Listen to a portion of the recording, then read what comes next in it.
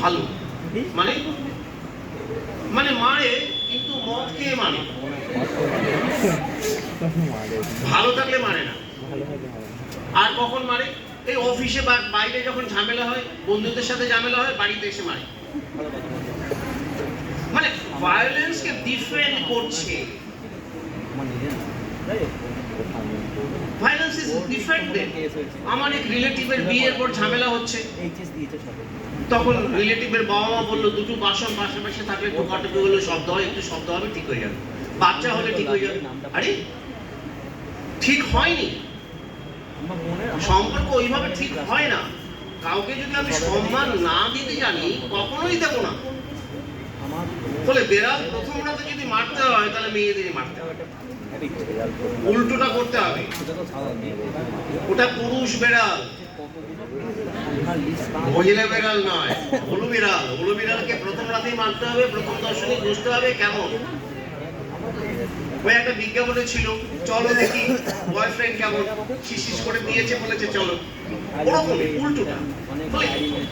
এই যে অভিজ্ঞতাগুলো, কিন্তু violence is defended in private life. দরকার বলিস না, রেপ হয়েছে, কিছু একটা হয়েছে, আমি ম্যানেজ করে ফেলছি, কি হবে, কেন? এটা সন্তোষ দারুণ ভাবে বলেছেন, ম্যারেজ ইজ এসেনশিয়াল। আমি আমার ছাত্রীদের বলি, শুরু থেকেই ভাবতে শুরু করো, marriage is not essential in life. এটা যেদিন থেকে ভাবতে শুরু করবে, সেদিন থেকে তোমার মধ্যে কিছু স্বাধীনতার চাপ আসবে। আর যদি করতে হয়, ইউ ম্যারি, তুমি বিবাহ করবে, ইউ সিলেক্ট। পাত্রী দেখতে যাচ্ছি, আমাকে নিয়ে গেছে আমার এক ছাত্র।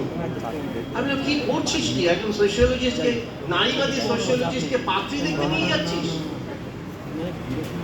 তোর বাড়িতে নিয়ে আয় পাত্রী। স্যার আমার বাড়িতে অবস্থা খারাপ, হোটেলে নিয়ে আয়, একটা রেস্টুরেন্টে নিয়ে আয় পাত্রীকে, সমান সমান কথা বল। হ্যালো, তুই কে রে পাত্রী দেখতে যাবি? পাত্রীকে বল তোকে দেখতে আসুক, তোর বাথরুম দেখুক, বিছানা দেখুক, পরিষ্কার কিনা, গন্ধ কিনা দেখুক। সো রিভার্স, এই রিভার্সটা তৈরিটা কে করবে? কে করবে? এই নারীবাদী হলেই বুঝি কেমন একটা নারীবাদী। আর ঋতু একজন নারীবাদী, ও অনেক সংগঠন করে, অনেক এনজিওর অনেক প্রচার করে। আমরা নারীবাদীর সমর্থক। She is a feminist, known feminist in whole eastern India. আমি এর জন্য ঋতুর নাম প্রস্তাব করেছিলাম। তো সবাইকে নারীবাদী হতে হবে তা নয়, কিন্তু সবাইকে বুঝতে হবে যে এটা একটা সমস্যা। বাড়িতে স্ত্রী আছে, মা আছে, মেয়ে আছে, তা সত্ত্বেও কিন্তু অনেকে বোঝে না। এইখানে আমি বলবো, এই যে এম্পাওয়ারমেন্ট কথাটা বলা হলো, আমি কি কাউকে দিয়ে দিতে পারি ক্ষমতা? আমি কাউকে দিয়ে দেবো, কাউকে সরকার দিয়ে দেবে ক্ষমতা? আচ্ছা, অমুক সেই ক্যাপাসিটি ডেভেলপমেন্টের কথা বলেছেন, হ্যাঁ শিক্ষিত হতে হবে, এটা করতে হবে, ঠিক আছে। তারপর তো নিজেকে, আমি যেটা বলছি, নিজের বোঝার বিষয়টা। তো আমার এক ছাত্রী, যিনি হেডমিস্ট্রেস এখন, তাকে বলেছিলাম পিএইচডি করো, শিক্ষিতা চাকুরিরত মহিলারা কতটা এম্পাওয়ার। আমরা তো বলি দুটো জিনিস, মানে চাকরি লাগবে এবং শিক্ষিত হতে হবে। স্কুল টিচার, তো স্কুল টিচারদের গিয়ে জিজ্ঞেস করো, কয়েকটা প্রশ্ন আমিও বলেছিলাম, মাইনেটা এনে কাকে দেয়, নিজে খরচ করে কিনা, নিজে ব্যাংকটা মেনটেন করে কিনা, ইনকাম ট্যাক্সটা নিজে দেয় কিনা, নিজের জিনিসগুলো করে কিনা। তো আমি আমার ছাত্রীকে শেষমেশ পিএইচডি হয়ে গেল সব, আমি ওকে জিজ্ঞেস করলাম তুমি কি করো? বলো মাইনেটা এনে দিয়ে আমার যেটা নিয়ে নিই। আমি কেন, তুমি ম্যানেজ করো না কেন? বলো জানো ঝামেলা, ওটা ম্যানেজ করা ঝামেলা অনেক। তো ট্যাক্সটা ও দিয়ে দেয়, ব্যাংকের কাজটা। তো আমি নিজে থেকে যদি না এগিয়ে গিয়ে নিজেরটা করতে বুঝি, মানুষ তো বলবেই তুমি কিছু জানো না, তুমি কিছু বোঝো না, তুমি দুর্বল। আমি কেন বলবো আমি দুর্বল? আমি কেন ওই মহিলাদের জন্য রিজার্ভ সিটের জন্য বসে থাকবো? ওটা দুর্বলতাকে প্রমাণ করে আমার ধারণা। আমি ইউরোপে ঘুরেছি, কোথাও ওরকম নেই, ওই ব্যবস্থা নেই একদম। আমার সাথে 90 বছরের একজন বৃদ্ধার দেখা হলো, মিটিং করছি, সেখানে সুন্দর মতো একটি যুবক এলো। তিনি বলছেন আহা হা আমার বয়সটা কম হলে এই ছেলেটার সাথে প্রেম করতাম। 90 বছরের বৃদ্ধ। ইউরোপের এই যে ধ্যান ধারণাগুলো পাল্টে গেছে, এই কারণে নয় ওরা শুধু শিক্ষিত করি। আজকে আমার এখানে বাল্যবিবাহ কেন, সরকার এত সব করছে তা সত্ত্বেও বাল্যবিবাহ কেন কমছে না?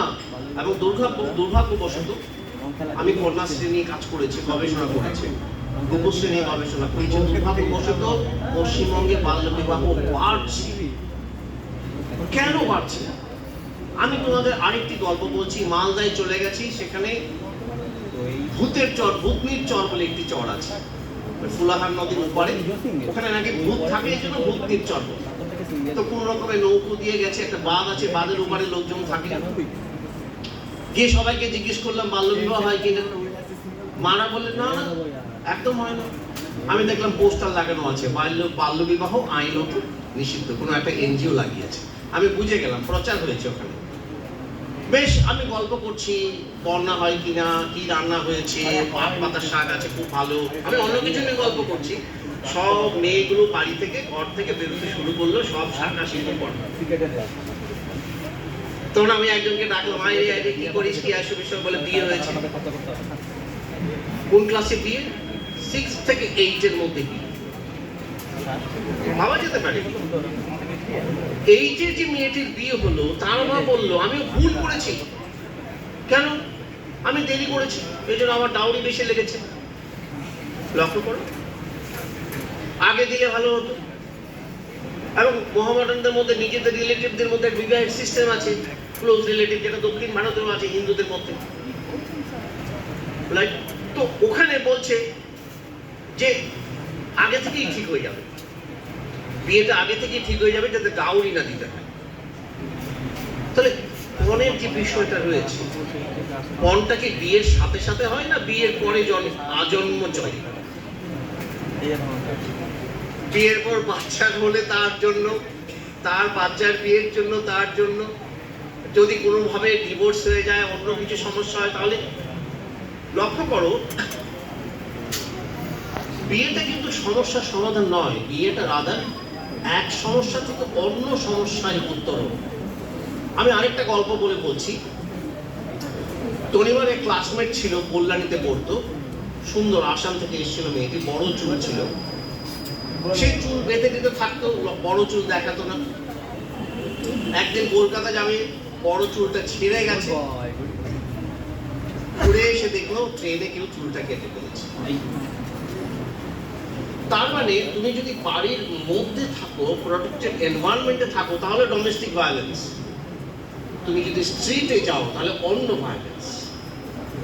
আজকে আমাকে কেন আইন করতে হচ্ছে যে ওয়ার্কিং প্লেসের মধ্যে জেন্ডার ভায়োলেন্স হলে আমাকে কি করতে হবে? ইন্টারনাল কমপ্লেইন কমিটি, আইসিসি কেন করতে হচ্ছে?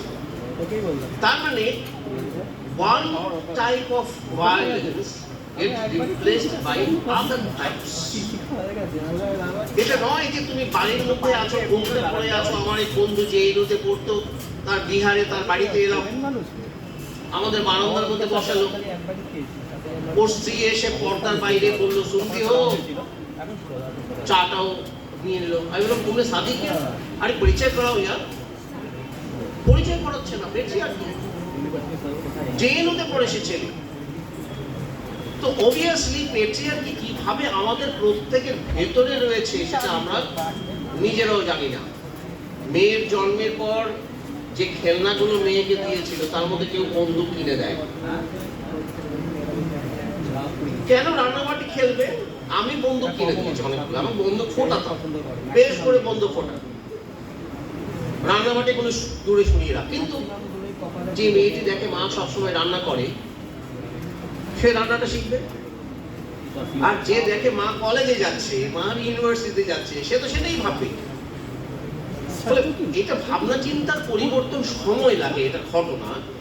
এবং ফ্যামিলির মধ্যে যে আলোচনা, ফ্যামিলির মধ্যে যে কালচার, সেটা একটা বড় জিনিস।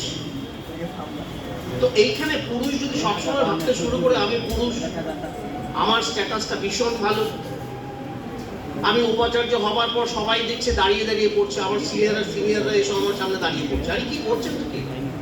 আপনি সিনিয়র ছিলেন, আপনি এখনো সিনিয়র আছেন, বসুন আমার পাশেই বসুন। বিসি ঘরে একটা বড় মতো এরকম কাঁচের জানলা ছিল, বিসি এবং অন্যদের সাথে ডিফারেন্স। আমি বললাম ভাঙুন, এটা ভাঙুন। বিসি এখানে না, ওই দিকে বসবে, উল্টো দিকে বসবে। তো যারা অথরিটিতে বসে আছেন, উপরের দিকে বসে আছেন, they have to establish certain norms, counter norms. ফলে বাবা মার কিন্তু পরিবারের একটা বড় দায়িত্ব এইগুলো বলা। একটি মেয়ে কেন শুধুমাত্র মাকেই বলতে পারে তার কথা, কেন বাবাকে বলতে পারে না? এই ছেলে কখন বাইরে যাবে? তোমরা হয়তো জানো না, চন্দননগরের কিছু ছাত্র আমার কাছে গবেষণা করেছে, ওখানে মেয়েদের একটা রক আছে, মেয়েরাও আড্ডা মারতে চায়, আমরা খুব ভালো কাজ কর সেখানে, মেয়েদের রক। এবং ইন্টারেস্টিংলি মেহেদি বাগানের উপর একটি ছাত্র গবেষণা করেছে, সে দেখালো মেহেদি বাগানের মেয়েরা ওই ছেলেদের যারা ড্রাগ এডিক্ট, গুন্ডামি করে, ভীষণ পছন্দ করে। কেন রে? বলে আমাদের দিকে কেউ তাকায় না, কারণ আমরা বলি আমরা মেহেদি বাগান। এক, রক্তের দরকার হলে মেহেদি বাগান, ডাক্তারের দরকার হলে মেহেদি বাগান, কোনো কিছুর দরকার হলে মেহেদি বাগানে ছেলেগুলো প্রোটেকশন দিয়ে রাখে। তো এখানে লক্ষ্য করো, একটা এন্টি সোশ্যাল একটা সোশ্যাল অ্যাক্টিভিটিও হতে পারে, আমরা জানি না সেটা। ফলে জেন্ডার ডাইমেনশনও কিন্তু বাবার একটা বড় ভূমিকা আছে।